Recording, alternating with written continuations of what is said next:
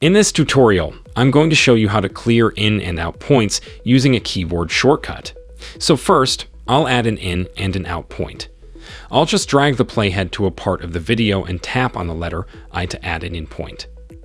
I'll drag to another part of the video and tap on the letter O to add an out point.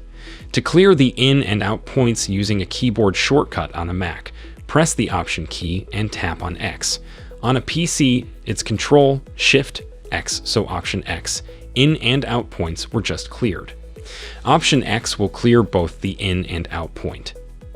If you only want to clear the in point, press Option I or Control, Shift, I on a PC. So Option I will clear only the in point. If you only want to clear the out point, Option O will clear the out point or Control, Shift, O on a PC. And to clear the in and out points, you can use the keyboard shortcut Option X or Control, Shift, X. And that's it. Thanks for watching and see you in the next video.